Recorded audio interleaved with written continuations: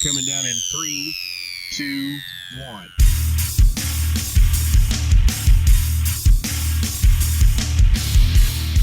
Denton, Texas, America, and the world. It's time for the Green Guys Show. I'm a big Green Guys fan. A full hour of all things Mean Green Sports. Live from the KNTU studios on the campus of the University of North Texas. We're surrounded by North Texas. Ladies and gentlemen, it's time for the Green Guys Show. There's not much that gets me more fired up. Welcome one, welcome all into another episode of the Green Guys Show. After a bit of a hiatus, we did not have a show last week due to a combination of factors, but we are back. I'm Zach Babb, but this show, again, is not about me, as I tend to say before every episode, as everyone starts laughing at me. Former KNTU sports director, but now in charge of other things, I'm joined by Kevin Walker. What's going on? Cullen Brown. What's up? And Anthony Council. Yes, sir. We're short Blake Elliott today. He is not here, but he will be back next week, hopefully. And we're going to start off the show a little differently this week. We are joined on the phone line by an original Green Guy himself. He is now the sports director at The Ticket, the producer of the Normandy Invasion. Sean Bass, welcome in. Hey, Zach. Hey, fellas. Thanks for having me. How's life in your world, sir? Things are good. Yeah, the recent switch over to producer of the Normandy Invasion, 10 to noon, on the Little Ticket has been it's really good for my health, I think. It's been good for my mental health for sure, not waking up at 4 a.m. every day to do morning tickers and whatnot. But, it's everything's good. The kids are getting bigger. We're in the middle of fall. Football's here. The weather's turning, and this is probably the best month of the year on the calendar, in my estimation. So things are good. I'm a fan of October, and I'm a fan of rejoining the what used to be a over-the-air sports talk show with the Green Guys, which is now a podcast, which is sort of how everything is going these days. Terrestrial radio is out, and podcasting is in. Yep, welcome to the modern world. I know, right? But I did want to kind of pick your brain a little bit, and the floor is open to everyone in the studio here to throw out some questions. But you and John Little, and who else was the original Green Guys back in 2003? The original Green Guys in 2003, John Little, really, I think he was sports director then, and he was in really good with Mark Lambert and Russ Campbell, and John's got an incredible work ethic and works super hard, and he still does. And they saw that. So they were willing. I think they liked John so much that they were willing to give me, Eric Gray, and Andrew Johnson a chance to, I guess, resurrect a sports talk show, which I think George and Craig, of course, the famous musers back when they were at, when it was called North Texas State, they were doing a show on 88.1. And it went away, and up until we cranked things up in 2003 with the Green Guys, I don't think there was like a regular sports talk show over the air. Now, we were on Sunday nights, and I don't know how many people listened, but we covered all things UNT and maybe a few professional things. But now just getting to do a show with three of my best friends in college was really, really cool. And the fact that they liked John enough, they let a bunch of knuckleheads on the air every weekend. So thank you, John Little, for having your stuff together back then when many of us did not.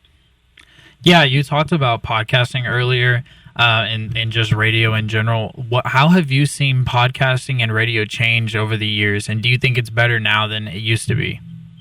It's weird because when I started in radio, I started at The Ticket when I was 19 years old in 2001, and of course, terrestrial radio was much more relevant then nationally. Now, I think locally here in DFW, this is a very strong radio market.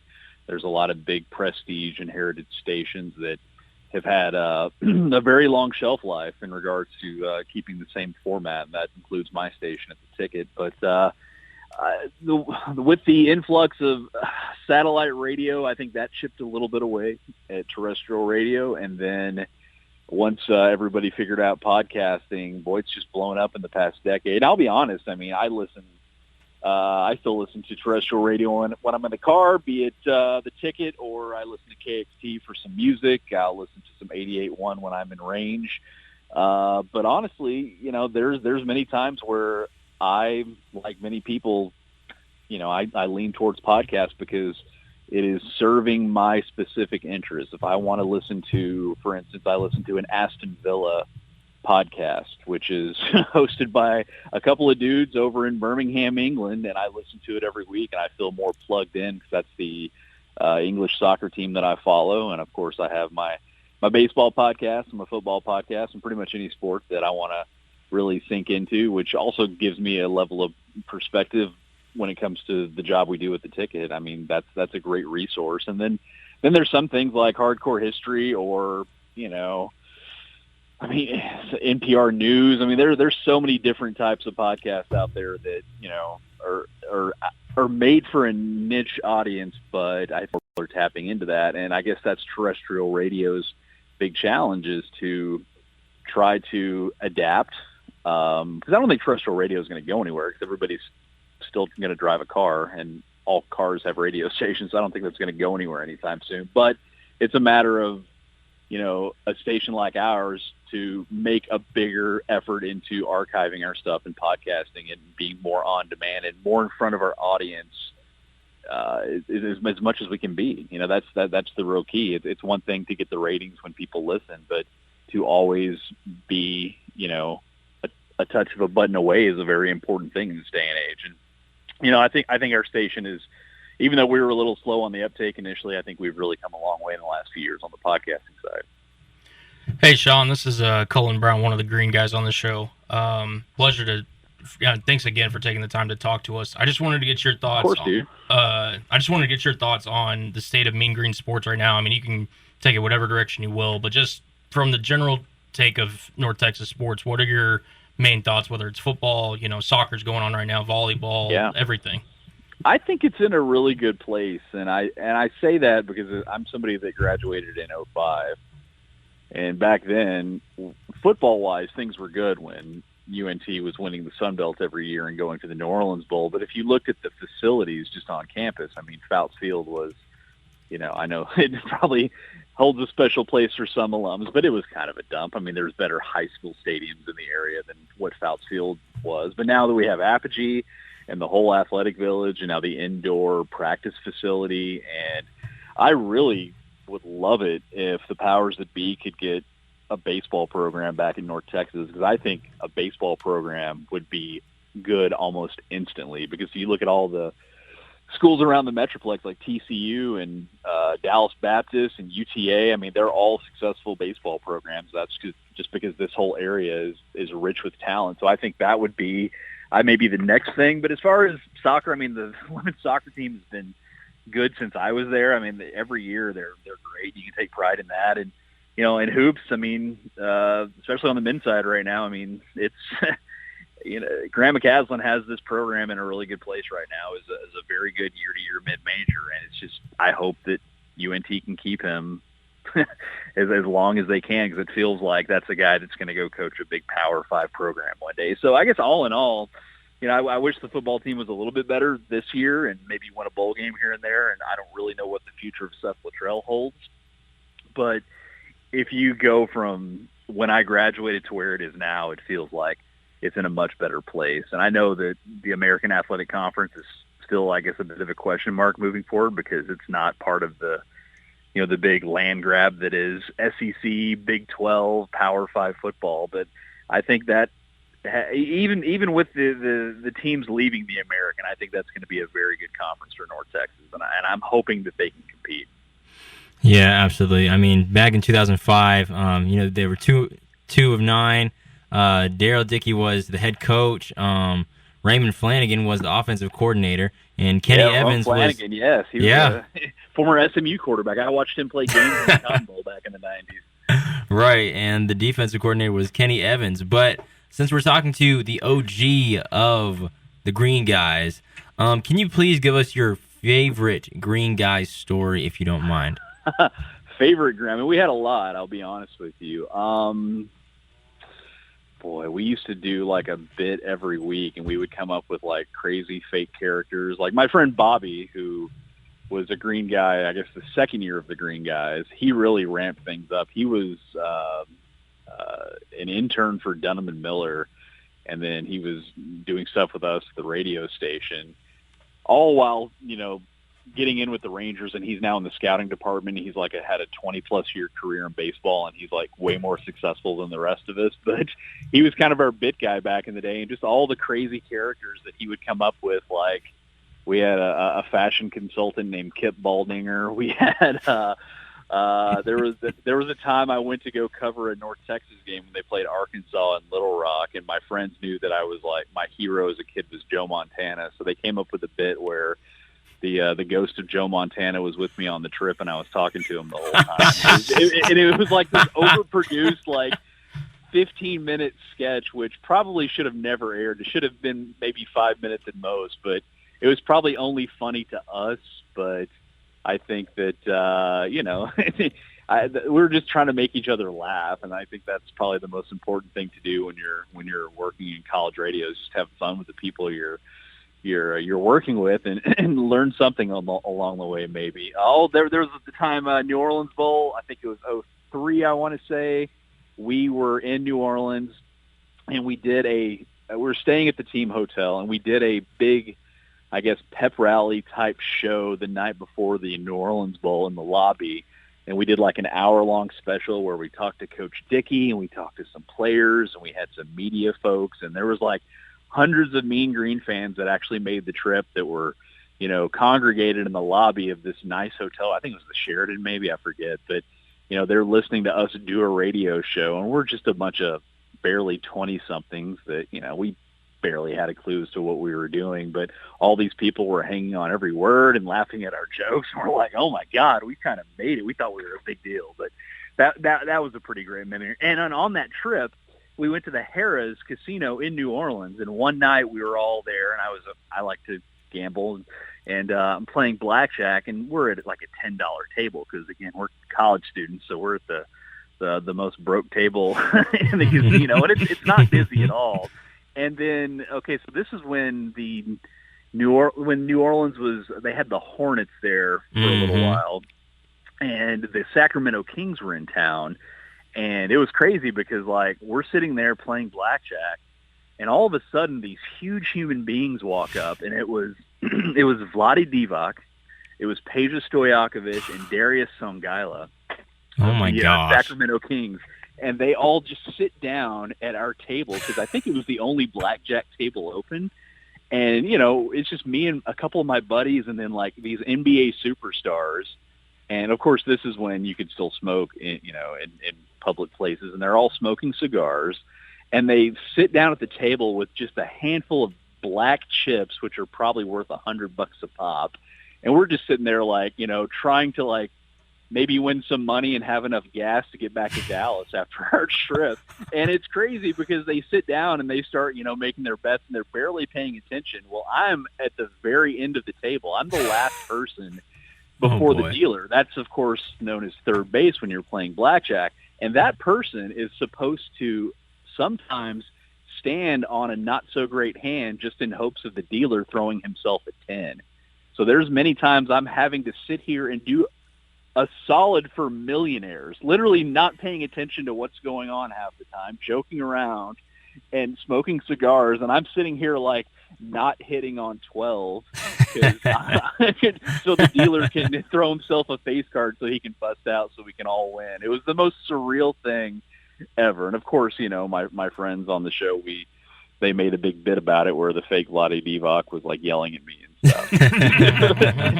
It was. I'm sure John Little has that audio somewhere. Maybe in a future episode you can borrow that and play that back. But it was just. But again, I don't know how funny it was, but it made us laugh. So I guess that's all that matters. So, kind of staying on the topic of the Green Guys itself, did you ever expect it to take on the, I guess, kind of tradition that it did? Because, for example, when I got to North Texas in 2015, this was a staple of the sports program here. And this is, 2015, so this is 12 years after you did it, and it stayed on the air through 2019. Did you ever expect it to really kind of take on the life that it did? No, not at all. And that's just a testament to not only, the people that came after us and wanted to continue the tradition. It's just a testament to our university that there's that ability to do things on the air or on television at NTTV that a lot of other colleges just don't offer. And that the fact that it had a shelf life of that long was beyond anything we could ever imagine. Like, all we were worried about is just, us trying to get some tape out there that we could save for ourselves to like get ourselves jobs down the road.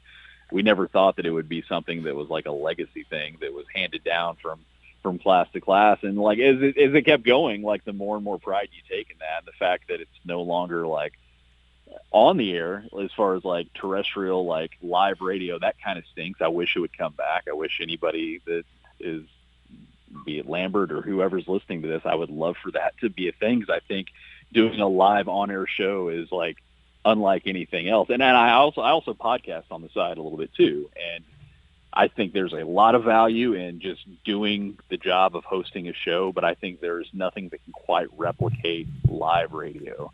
And I wish that would come back, but the fact it's still living in some form and in this podcast form, I think it's a great thing, because, we still have so many talented young men and women that come through the radio, television, film program, and just to have an asset like the Green Guys or the stuff they do at NTTV or any of the radio shows. And I know that you guys just flipped formats at 88.1, going from jazz to alt rock, which kind of makes me sad, because I think that's really the place where I learned to appreciate jazz music. It was just always on when we were up at the radio station. But the fact that the Green Guys is still a thing is really cool. And when I was asked to come back, I was happy to say yes, because it kind of weirds me out that this thing's still going, but I think it's really awesome.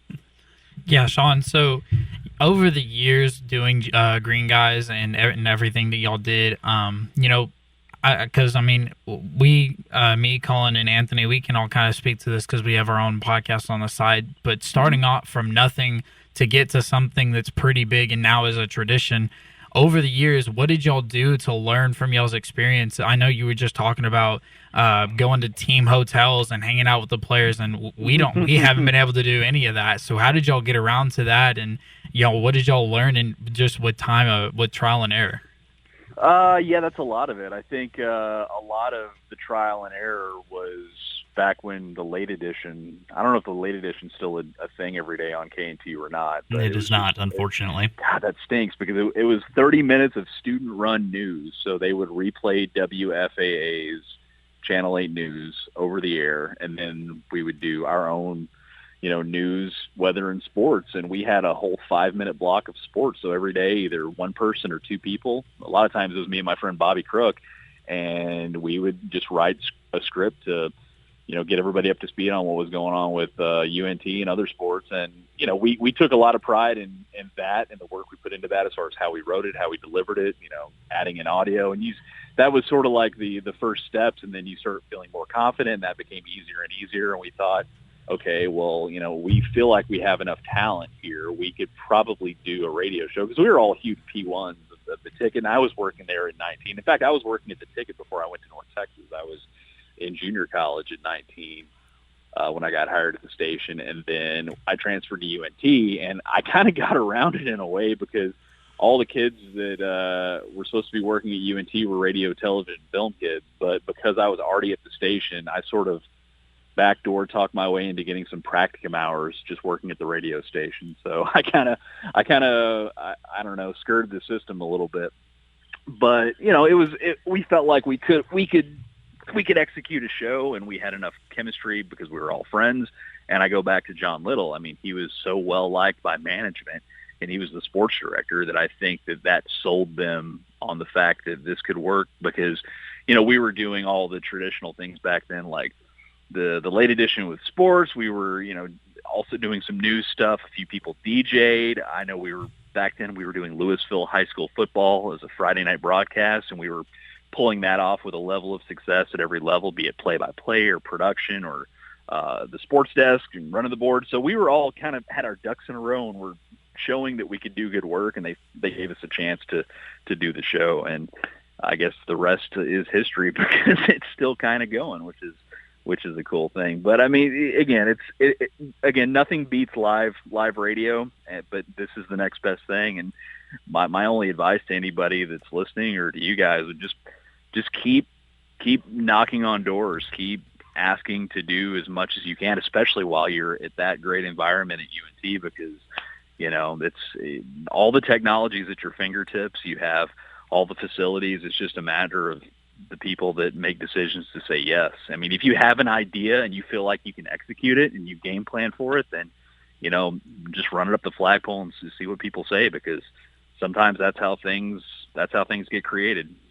So I know you were talking about how live radio is still like the best way to practice and best way to get better. What are your thoughts on streaming, like live streaming, not only audio but just video too? Like just, you know, whether if it's people sitting in the studio just talking about, you know, what they're doing, but the live streaming aspect to it. Oh, I think it's great. I think it's great from a business side too, because, you know, there are things you can sell when you're streaming. If you say you're doing a radio show, but you have a video component, that's just an extra arm of revenue that you can generate by selling ad space, be it, you know, something in the background or some graphic you can put up, or a shirt you're wearing or a soda you're drinking or whatever. I mean, I think that's a huge component to things. That's why a lot of people that just have like their own Twitch account, and they just have a following, they can actually make decent money on the side just being a Twitch streamer. So, I mean, and it's all live, and people see your flaws, people see your mistakes. You know, you're, as long as you're doing something live where, you know, there's no net where if you fall, it's going to get messy. I think that's the best way to learn your craft. And I mean, I think if anybody that's coming up, especially at UNT right now, that wants to get into media or multimedia, I mean, streaming and podcasting, that's where things are going, and it's just going to expand to a point that we're not even thinking about right now. All right, Sean, as an OGG, original green guy, I wanted to ask, what, if a story that you haven't told yet, what was your favorite time from your original time on the Green Guys podcast, or maybe just came to you in general that you wanted to share with us? Oh, boy. I mean, so much of the stuff we did on the air was fun, but really I think the thing I valued the most was just, you know, hanging out with John and going to his apartment, because he was living with both Drew and Eric. And, you know, after we graduated, Drew and Eric both went to work for EA Sports and worked on Madden for a number of years. And I think one's still at EA and one is doing something else, but it's all, you know, it's all media stuff, and they're just talented as heck. But we had so much fun as friends together. So just like hanging out at their apartment, or them coming over to my house and us just, you know, shooting the bull and coming up with ideas. Or once Bobby and Gotti Elcon got involved the next year, just, you know, it was funny because we would always, between periods or between classes, if we had some downtime, we would just meet up at the radio station and then figure out the rest of our day. And we would just go hang out at somebody's house, or we'd go get something to eat, or go to a bar and have a few drinks. And we would just, you know, it was kind of like this, it was just bros hanging out, but it was also show prep at the same time. And I think that friendship and chemistry that we all had, sort of, you know, that we forged off air, really translated on air. And then it's really cool because a lot of us are still really tight. I still talk to Bobby all the time. You know, Gotti is one of my better friends in life. I still talk to John Little. He's, you know, I was in his wedding. You know, there's Mark Scheckman, who wasn't necessarily a Green guy, but he was hosting one of the Sunday night music shows, a couple of the Sunday night music shows that came on right after us. And we've just kept this friendship that has lasted almost 20 whole years now. God, we're getting old. that's a sobering thought, but yeah, it was. We've been friends for over 20 years. Yikes! Awesome. Well, Sean Bass, sports director at the Ticket, producer of the Normandy Invasion. There's still, every time I walk into my office every day here at KNTU, there are plaques that still have your name and John Little's name and a plethora of others from your era that still hang on the walls here at KNTU. So It's That's crazy because none of us knew we were up for any awards. They just Really? like, hey, by the way, you won. We're like, oh, okay, cool. What do we get? Oh, we don't get anything?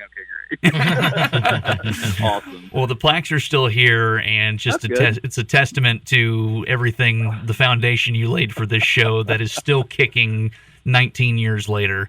So, Crazy. Really appreciate your time coming on, and thanks for everything, Sean. Fellas, y'all ever need anything, just let me know. I'm a phone call away. Thank you, sir. Great Thank you so talking to much. you. Appreciate it.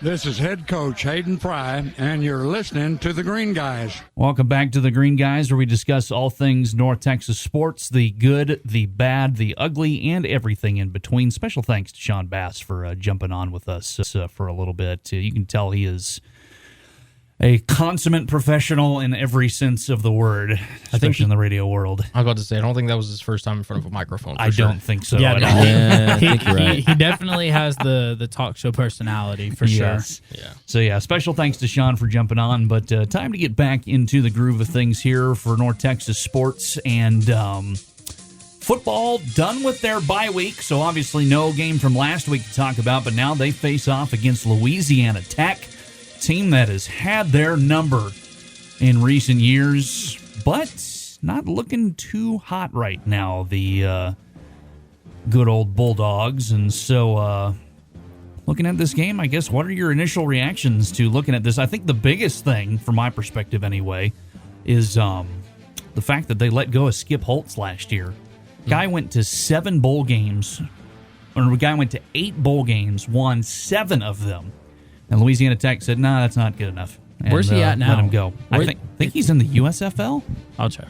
or the XFL. I'll check. That's really crazy because in the state of Louisiana, I mean, obviously there's LSU. Yeah, Right. So, like, what is your expectations as Louisiana Tech? yeah. I mean, We did- seven bowl wins in 8 years is He not is- good enough. He is the offensive coordinator, quarterbacks coach, general manager, and head coach for the Birmingham Stallions. Of the USFL. Yep. Okay, there you go. So Oh, he's wow. still in football, but just not in college anymore. But yeah, initial reactions to Louisiana Tech coming up to Denton this Saturday. I'm sorry. So they let him go. They let him go. Did they have a brain fart? Did they go on vacation? Did they like drink? Probably didn't have the money. No, because he was. Like, I mean, he wasn't. It's not like he was. I don't think he was demanding a big raise or anything. yeah, because I'm just like, if you're going to 7, if you win, you said 7 of 8 bowl games. Yeah, 7 or 8 bowl games. I mean, you don't just let a guy go like that. I mean, unless there's something going on. I'm not trying to say there is, but UNC would have a riot oh if my we ever won gosh. 7 or 8 bowl games and we got rid of that coach. Yeah. UNC would riot. Like, you just don't you don't really hear about that as much. You rarely hear about that at all. Yeah. So, coming into this game, Louisiana Tech did get a big win last week against UTEP in Ruston, but now they come into this game with a 2-3 record. Their losses are to Missouri, to number 5 Clemson, and to South Alabama. Oh, they should have beat Clemson. What are they doing? Initial thoughts on this game, gentlemen. I'm hopeful for UNT in this one, believe it or not. The I reason agree. is whenever you're coming off a bye week, this is something in which your team rests up, you get everyone that isn't healthy a little bit healthier. It's a nice little kind of reset button in the middle of the season, and it just gives you that extra week of preparation versus a team like Louisiana Tech, who, if I'm just looking off the raw stats here, seems like they're more of a passing team than they are a running team, whereas UNT's offense has been more balanced, if we can say. And they are currently UNT is favored. It is in North Texas, so it's UNT's favored -6.5 as of this current moment. Yep. I'm hopeful. Again, it's just I'm going to keep reaching this. Austin Awney can't turn the ball over, and we got to run the football. We got to get to what was the yardage mark that we've set all those weeks ago? Well, so that was before they have the well-balanced offense that they've been running recently. Right. Do we need to edit that? I think if they can continue to run a well-balanced offense, both having a significant passing attack and a significant running attack, averaging around 150 to 200 yards on the ground, and if Ani can pass for 150 with no turnovers, no fumbles, no interceptions, God, no please, no pick sixes, Nothing of that sort. There's no reason that UNT should have to lose this game, especially if our defense can step up and take care of the passing. But latex passing. Sorry. And don't forget, we got the dub against FAU. So don't forget about that. Heavy emphasis on the U. They Okay. are a university. Yes, they are. Okay. Don't forget that. We also ran the table off of FAU. Coming off a bye week. Getting the dub. If anything, confidence has got to be high, right? Hey, Yeah, man. locker room? I mean, your confidence is high. Everybody should be well rested off a bye week. Oh, I'm hyped. Anthony's really getting into this. Oh, no, trust me. The stuff that y'all miss in the Yellow Studio on a week-to-week basis, it's its own podcast worthy. Let's put it that way. Ethan Mooney got a post on Barstool about being in the ice bath. So, hey, they should be well rested. Confidence is high. They're social media famous.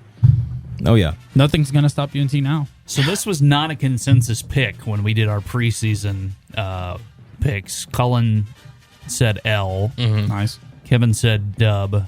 And, of course, Anthony said dub because he has them going 9-3. They have to win out, by the way, for Anthony's prediction to be correct. How's it looking so far? You're still in it. You just need 6 straight wins.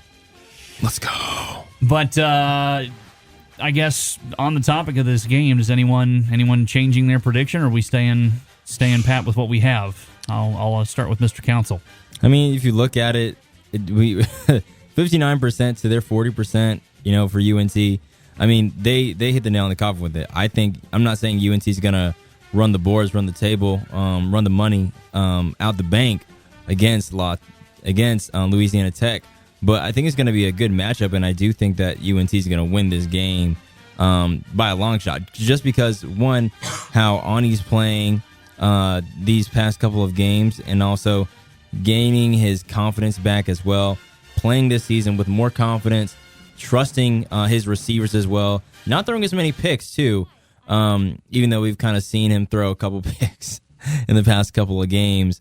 It was nice to see him not throw a pick 6 against FAU. Yeah, very much so. It was. So I really do believe that the Mean Green are going to take this win this upcoming weekend. Cullen Brown, do you change your prediction, or do you stick with the loss? Are you calling a Louisiana Tech upset on Saturday? If you can call it an upset, I mean they're only 6.5-point favorites. Right. This is tough. I think UNT coming off the bye week, I thought Louisiana Tech would be better at this point. Now they could still surprise me, but I think I'll go ahead and switch. I'll think it's a dub. I don't know if the 6.5 they'll cover it. Again, I'm not a betting man, but if we're just picking straight money line, I think I'll take UNT in this one. So I'll flip it. All right, Kevin Walker, you sticking with your prediction? Yeah, I'm gonna stick with my prediction. I'm not more so looking at the favorite, as far as the 59-40 ESPN odds. The match predictor. I'm not looking at that. I'm looking off of strict confidence. I think confidence is big for the locker room.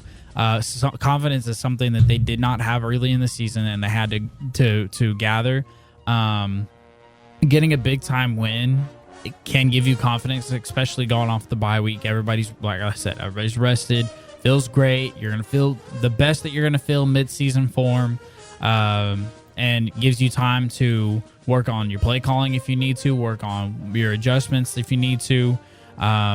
Penalties, yeah. They did really good against FAU. I think they only had 3 penalties against FAU. So, yep, everything is doing smooth this sailing. Upward number. Smooth sailing so far, and then that's why I'm going to take UNT. But I think if I were a betting man, I'd say that UNT would probably beat them by at least 10. I think UNT beats them by 10. One quick note, I will say they really need to make sure that I think this is a pivotal game for UNT season in terms of what the direction will be from this team, because after they go play Louisiana Tech next week, they got UTSA, who's currently number 1 in Conference USA at the moment. Then they follow with Western Kentucky, kind of a lower game in FIU, and then they end the season with UAB and Rice.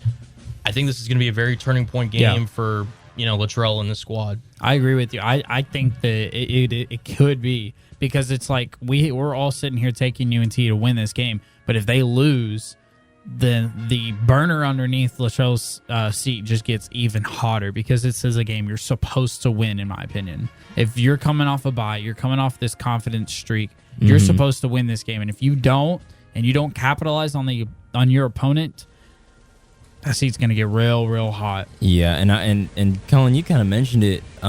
They play against UTSA after La Tech. It's at UTSA, and that stadium gets loud. Yep, very, very loud. I remember watching the UTSA Houston game, and it was a nail biter. So I think this game against La Tech,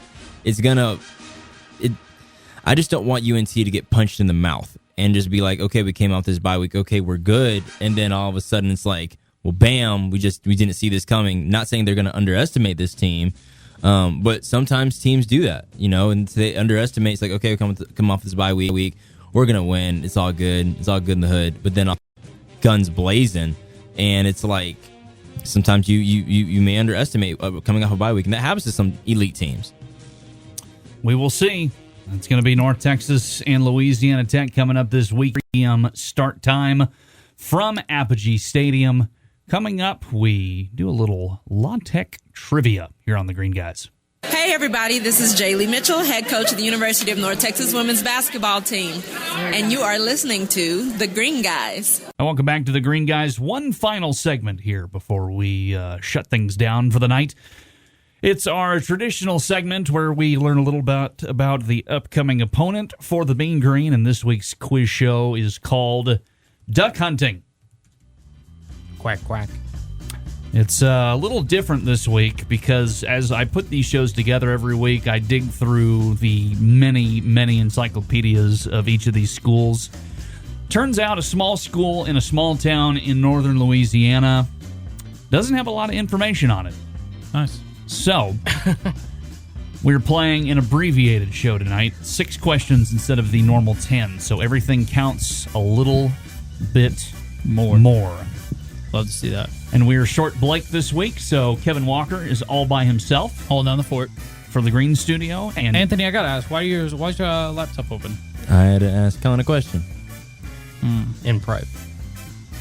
Cullen's laptop is open for a good reason. I just don't know why yours is open.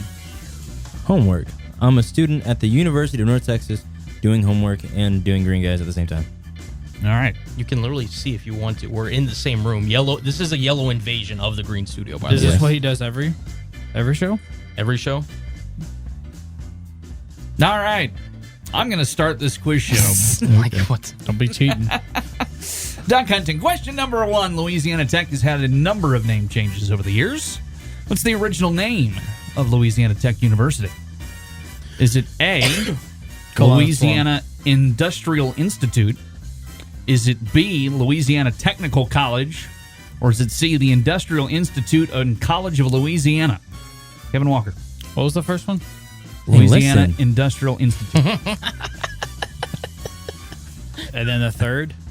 Industrial Institute and College of Louisiana. By the way, Cullen is still recovering from walking pneumonia. I'm really trying here, guys. I'm really sorry. This is why he wasn't on the show a couple weeks ago, if you're wondering why. Right. I'm going to go with A. Yeah. Louisiana Industrial Institute and Yellow Studio. No, I thought... Whichever one doesn't have Louisiana before it. Oh, Industrial Institute and College of Louisiana? Yes. That's C. Okay, C. Okay. Then I'll go C. Sorry. So he's going C. Locks it in. Call it. Yellow Studio. To be honest, that was my favorite answer. I like that one too. It's not the same as the other two. The other two have Louisiana in the front, right? Yeah. Interesting. I'll go with the Industrial Institute and College of Louisiana? Yeah. C. And you're both correct. Gnarly it is Harley. The Industrial Institute and College of Louisiana. 1-1 is your score. Number 2 at Louisiana Tech. The men's teams are known as the Bulldogs. What are the women's teams known as? A, the Lady Bulldogs. B, the Fighting Ladies of Tech. Or C, the Lady Texters. Wait, right now? Yeah, Yellow Studio. You're up first. I believe the name of the women's basketball team. The women's teams. The women's team. So everything. All the women's teams. Softball, basketball, you name it. I'm pretty sure They're not called the Bulldogs. What are they called? No, they're not. I believe it's the Lady Texters. Yeah. I think so. Yeah. I think. I'm going with the Lady Texters. Yeah. Okay. Lock it in? Yep. Alrighty. I know Kevin for Walker. a fact it's the Lady Texters. Alrighty, and you're both correct again. I'm pretty sure it's the Lady Texters. I'm about to say I wrote scripts for K&T last year where I literally had to type that out. Texters. Yeah, I remember that. See, that was a hard one. This is why this show is only 6 questions this week. Number 3, Lady Texter basketball was known for what uniform cork from 1974 to 2002? Was it A, sleeved jerseys, B, their jerseys did not feature any logos, just numbers, or C, the school colors of red and blue were completely absent? Okay, what was the question? I'm sorry. Lady Texter basketball was known for what uniform cork from 1974 to 2002? You really got to take your medicine before these shows. Actually, I did. Did you actually? Yeah, it just hasn't kicked in yet. Lord help you. You may want to say it one more time. This one's kind of hard. You might need it repeated. Lady Texter basketball was known for what uniform cork from 1974 to 2002? Was it A, sleeved jerseys, B, the jerseys did not feature any logos, just numbers, or C, the school colors of red and blue were totally absent from the jerseys? I'm going to go with... Are y'all going to pick the same answer as me, or y'all... We're waiting We're on you, waiting on brother. you, dude. We're not going first. That's all you. I'm going to go with... Something. I'm going to go with A. Sleeve jerseys. Okay. What do y'all say? Yellow Studio. I don't think it's A. I don't think so either. But it's... Sleeve jerseys? Not saying your answer is bad, but I'm just thinking like... No, he's basically saying that's what you're saying. Cool. It was a terrible pick. Anyway. Okay. I feel like they could have like maybe just forgotten to put the logos on there. Like just had the numbers. Forgotten?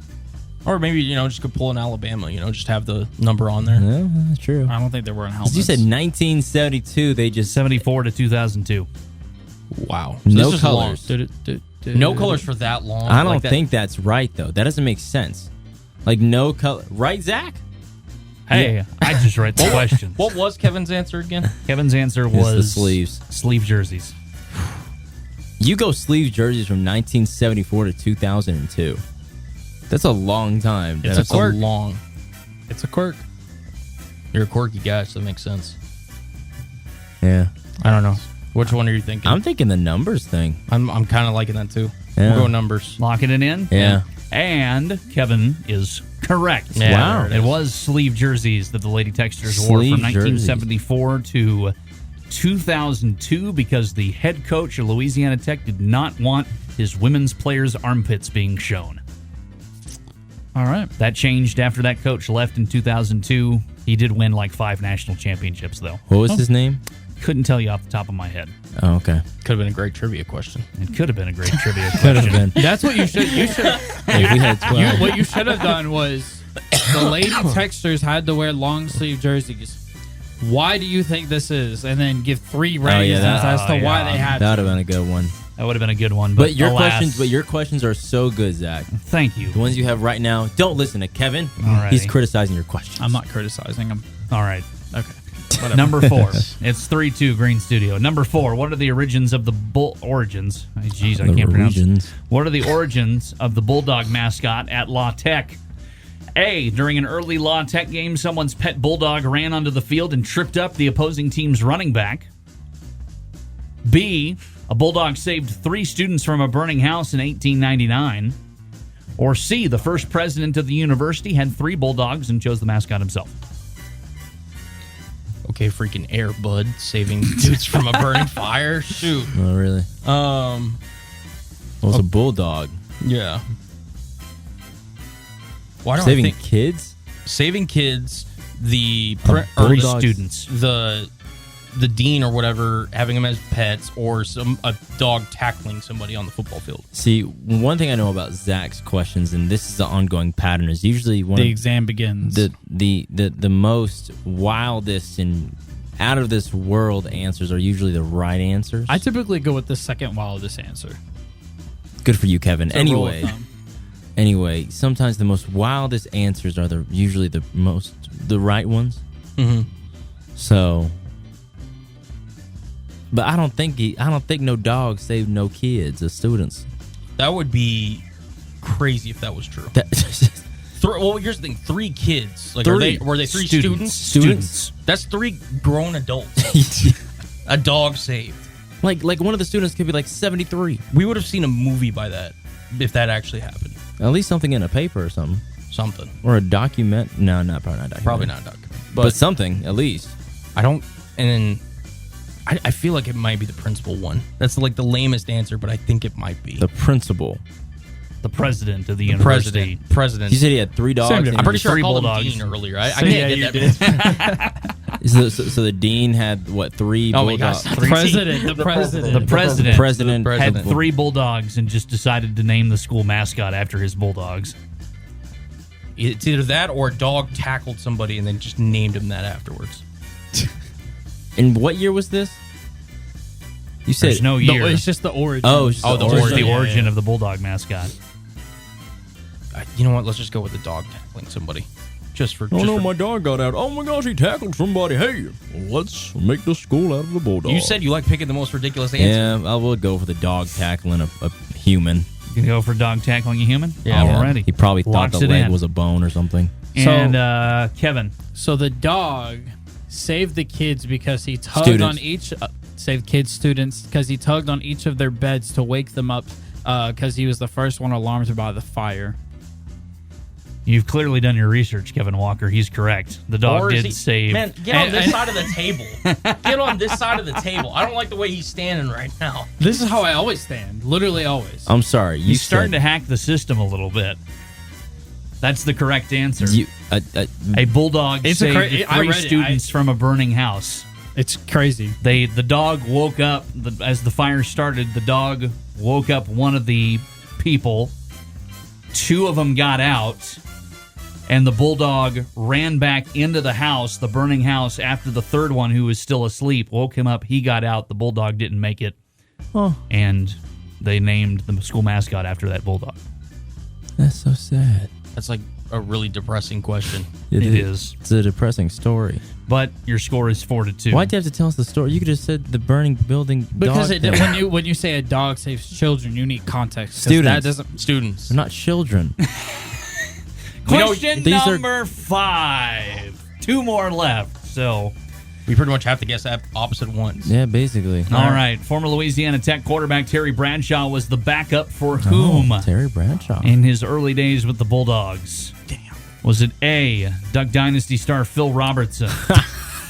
Yes. Was it B, Will Wright, the eventual creator of the Sims video games? Or was it C, Trace Atkins, a country music singer?